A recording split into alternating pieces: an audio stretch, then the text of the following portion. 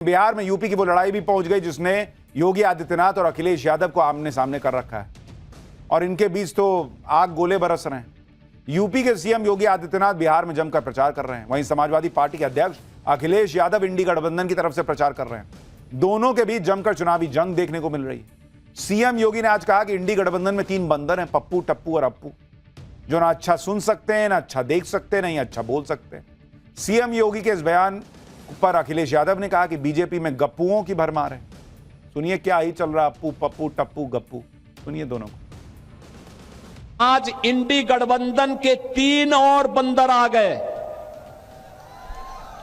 ये 3 बंदर पप्पू, टप्पू और अप्पू के नाम पर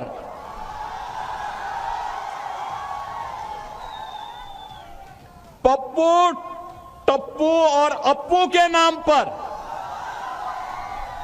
पप्पू सच बोल नहीं सकता, अच्छा बोल नहीं सकता, टप्पू अच्छा देख नहीं सकता और अप्पू सच सुन नहीं सकता। बीजेपी गप्पुओं का मामला है। बीजेपी में गप्पू है, बोले हम चांद पे प्लॉट दिला देंगे, आपको 15 लाख अकाउंट में पहुंचा देंगे, कितने करोड़ नौकरी दे देंगे। ये अमेरिका से ठोकर खाए हुए लोग हैं, अमेरिका इन्हें डरा रहा है, इसलिए चुनाव में इनके नाकामी पर बहस न हो, इसलिए ये इस तरह की लैंग्वेज कर रहे हैं। इस बीजेपी में बड़े बड़े गप्पू हैं और उनके चप्पू हैं हमारे। क्या ही पॉलिटिक्स चल रही है। एक मुख्यमंत्री हैं, एक पूर्व मुख्यमंत्री हैं, अप्पू, पप्पू, टप्पू, गप्पू, चप्पू चल रहा है। ये सीरियसनेस है पॉलिटिक्स की।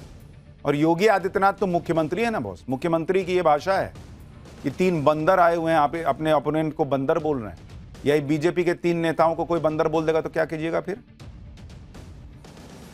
प्रचार कर रहे हैं, पॉलिटिक्स की बात कीजिए, क्या होगा नहीं होगा।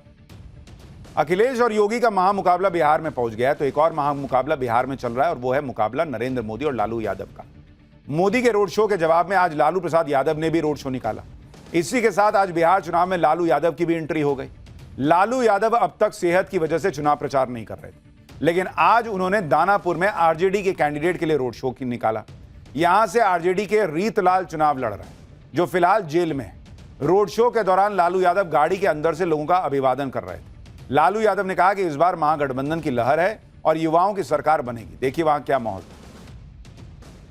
लालू यादव आज पहली बार बिहार विधानसभा चुनाव प्रचार में निकले हैं और आप देखिए रोड शो करते हुए लालू यादव दानापुर विधानसभा चुनाव में अपना प्रचार कर रहे हैं। आप तस्वीरों में देखिए लालू यादव यहां पर आप देख पा रहे हैं, वो इस गाड़ी में बैठकर जो दानापुर से रीतलाल राय जो आरजेडी के उम्मीदवार हैं वो अभी जेल में है और उनके लिए चुनाव प्रचार करते लालू यादव आप तस्वीरों में देख सकते हैं। महागठबंधन को जिताना है, युवा का सरकार बनाना, काफी लहर है, सब लोग एकजुट होकर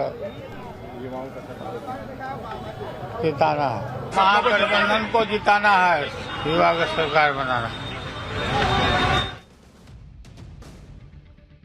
अब आप देखिए कि लालू यादव एक व्यक्ति का प्रचार करने निकले, रोड शो करने निकले, तो वो भी जेल में है। अब जंगल राज का आरोप नहीं लगेगा कि मतलब प्रचार भी उसका कर रहे हैं जो जेल में। क्या लालू यादव का खेल ओवैसी बिगाड़ देंगे, ये भी प्रश्न पूछा जा रहा है। लालू यादव का चुनावी समीकरण मुस्लिम वोट बैंक पर बहुत हद तक निर्भर रहता है, लेकिन ओवैसी ने जब से बिहार में एंट्री की है तब से लालू यादव का समीकरण कुछ हद तक बिगाड़ दिया है। ओवैसी और लालू के बीच मुस्लिम वोटों की लड़ाई अब तेज हो रही है। दरअसल लालू के बेटे तेजस्वी यादव ने एक इंटरव्यू में ओवैसी को एक्सट्रीमिस्ट यानी चरमपंथी कह दिया था। इसी से बढ़ के ओवैसी ने तेजस्वी को ऐसा घेरा कि आरजेडी के खेमे में सन्नाटा पसर गया। सुनिए तेजस्वी ने क्या कहा था, फिर बताऊंगा ओवैसी ने आरजेडी को के धागे कैसे खोल दिए। असदुद्दीन ओवैसी का भी मैं सवाल कर दूं, क्योंकि जब आप कह रहे हैं कि सेक्युलर फोर्सेस साथ हों, तो वो उन्होंने तो सबसे कहा बार बार कि हमने तो बहुत खत लिखे, हमने कहा कि वो हमको ले लें। एक्सट्रीमिस्ट की कोई जगह नहीं है। आप उनको एक्सट्रीमिस्ट कह रहे हैं ऑन द रेकॉर्ड? हाँ, एक्सट्रीमिस्ट की कोई जगह नहीं। ओवैसी सीमांचल में खुद को मुसलमानों के सबसे बड़े लीडर के तौर पर पेश कर रहे हैं। ऐसे में तेजस्वी के बयान को ओवैसी ने मुसलमानों से जोड़ दिया। ओवैसी ने कहा कि तेजस्वी ने पूरे सीमांचल का अपमान किया है। जो लोग तेजस्वी के सामने नहीं झुकते, लालू के सामने नहीं झुकते, उसको चरमपंथी बता दिया जाता है। सुनिए ओवैसी को। आज तेजस्वी कहता है ओवैसी एक्सट्रीमिस्ट है, चरमपंथी है। तेजस्वी सुनो, तुम कभी बाबा साहेब अंबेडकर का संविधान पढ़ ही नहीं सकते, मुझे मालूम। याद रखो तेजस्वी, तुम मुझे चरमपंथी आतंकवादी कहकर तुमने कोचा दामन और सीमांचल की जनता की तौहीन की है। तुमने हैदराबाद, तेलंगाना, महाराष्ट्र, उत्तर प्रदेश की जनता की तौहीन की है। तुम्हारी यह ज़हनियत है कि जो तुम्हारे सामने नहीं झुकता, जो तुम्हारे सामने नहीं बिकता, जो तुम्हारे बाप से नहीं डरता, तुम उसको चरमपंथी कहते हो। मेरे अजीज दोस्तों और बुजुर्गों, ये सोच उस शख्स की है जो बिहार का मुख्यमंत्री बनना चाहता है। क्यों मुख्यमंत्री बनना चाहता है? 15 साल परिवार को मिले, मुख्यमंत्री बनेगा सीमांचल का बेटा इंशाअल्लाह। तुम लिख के रख लो तेजस्वी, मैं हैदराबाद से जरूर आया हूं और आता रहूंगा। सीमांचल का बेटा मुख्यमंत्री बनेगा, तुम नहीं बनोगे, ना बनने देंगे इंशाअल्लाह ताला। भाई ओवैसी तो ताल ठोक के कह रहे हैं कि तेजस्वी को सीएम नहीं बनने देंगे। ओवैसी ने तेजस्वी को चेतावनी देते हुए कहा कि सियासत उनके खून में है। ओवैसी ने कहा कि तेजस्वी ने बड़ी गलती कर दी है और अब वो लाख कोशिश कर लें, मुख्यमंत्री नहीं बन पाएंगे। ओवैसी का कहना है कि तेजस्वी जैसे नेताओं को तो वो उंगलियों पर खेल लेंगे। हम सियासत को जानते हैं और तुम्हारे जैसे लोगों को तो उंगलियों में खेल लूंगा इंशाअल्लाह ताला। तुम देखते जाओ, तुम मुझे गाली देकर मुझे तकलीफ नहीं पहुंचाए। तुम सीमांचल के हर उस शख्स को जो सीमांचल की नाइंसाफी को खत्म करना चाह रहा, तुम हर उस मां और बहन को तुमने उनका दिल दुखाया जो आज सीमांचल की लड़ाई को अपनी लड़ाई समझते हैं। यानी बिहार में चुनावी लड़ाई तो दिलचस्प हो गई। बिहार का सियासी चैंपियन कौन बनेगा यह तो वक्त तय करेगा, लेकिन फिलहाल वक्त हो गया पाठशाला में वर्ल्ड चैंपियंस की बात करने का। अगला चैप्टर महिला क्रिकेट टीम के वर्ल्ड चैंपियन बनने की वो अनसुनी कहानी जो हैरान भी करेगी और इंस्पायर भी। एक मैच का 1000 रुपया पाने वाली महिला क्रिकेटर्स पर कैसे करोड़ों रुपए बरस रहे हैं, गेम चेंजर फैसलों का चैप्टर। भारत की महिला क्रिकेटर्स बनी वर्ल्ड चैंपियन, उधर पाकिस्तान में कैसे आग लगी, देखिएगा तो हंसी नहीं रोक पाइएगा। आपको दिखाता हूं।